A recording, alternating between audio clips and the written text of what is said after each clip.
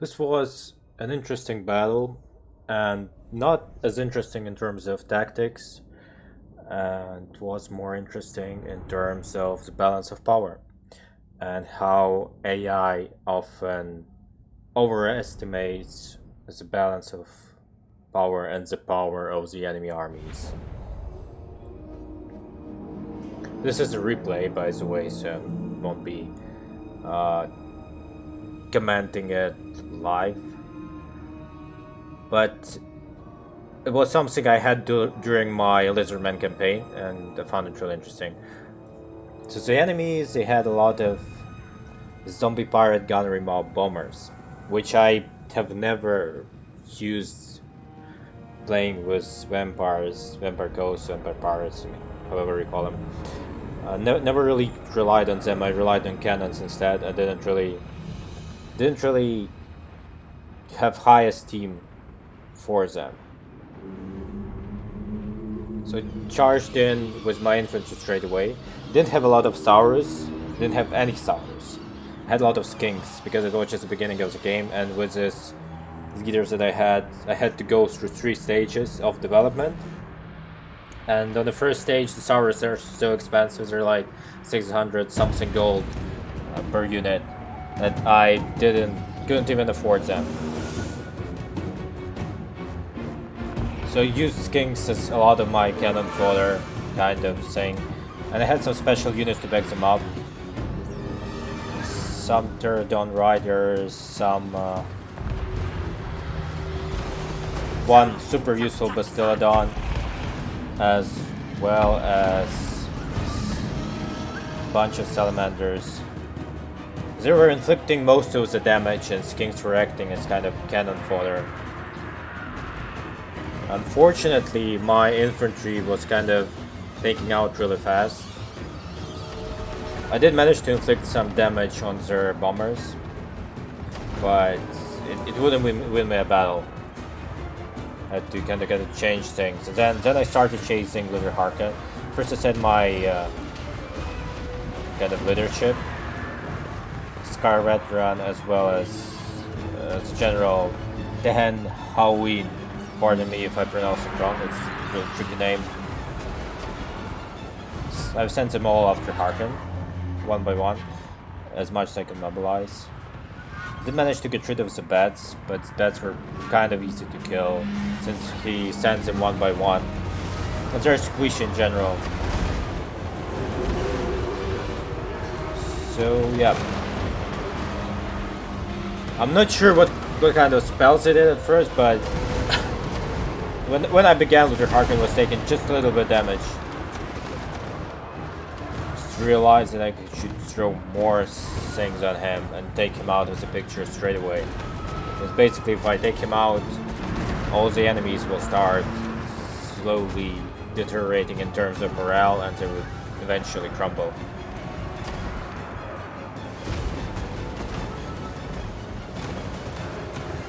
It's really unfortunate that I lost those guys. I kind of, in the heat of battle, I just took them for another unit of skinks, and they often die too fast. Even though they inflict tremendous amounts of damage, which is unusual for me at least, considering that they're skinks.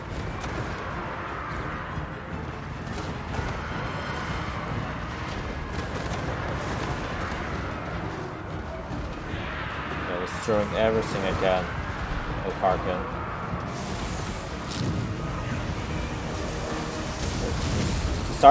Finally he started taking considerable amounts of damage.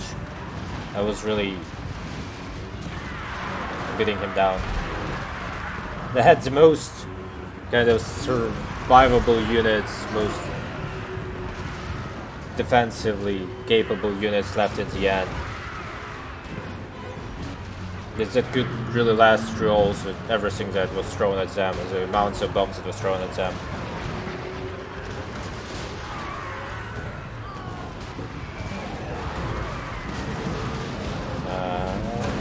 I managed to take him out.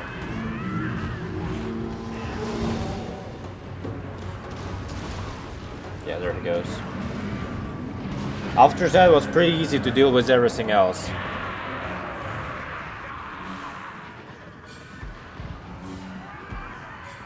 since I didn't have to worry about Luther Harkins throwing his spells or healing them or anything, and on top of that, I had several Pterodon Riders, which are pretty useful unless you overuse them. I mean, maximum of 5 units, I guess, is meaningful, since you can do some interesting things with them, and they are hard to reach for a lot of infantry and a lot of ranged units. You could really inflict some devastation on ranged units with them, because they can close the distance fast, and sometimes they're hard to reach. For example, bombers couldn't reach them with their bombs. And that's the problem with a lot of Vampire Ghost units, that they cannot shoot things on the walls, they cannot climb the walls, and they cannot reach some units, and it's a huge disadvantage that they have. So that's why I relied mostly on cannons when I was playing with them. I charged back, I gathered all of my forces and was taking the enemy units one by one.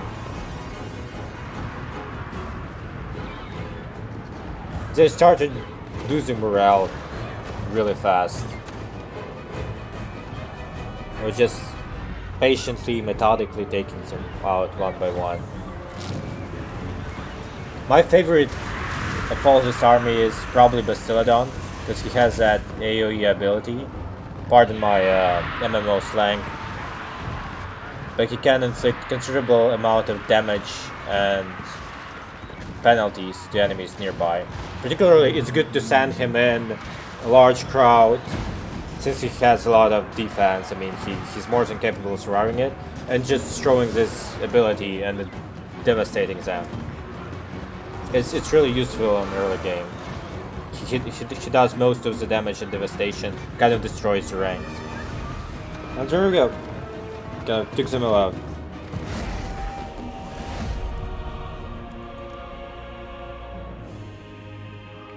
So those skinks did most of the damage. I mean, they did most of the kills. But unfortunately, I kind of neglected them. And I treated them like normal ones. I kind of should have sent them back and just let them survive. So I kind of lost a unit. Unfortunately, I have to wait for another turns to get back. But those guys did a fairly decent job as well. Fairly decent job. Those strange skinks are. I mean, I got rid of most of them because they don't have ammunition. Kind of used them at first, but they're not really good. So I use this as mid shield.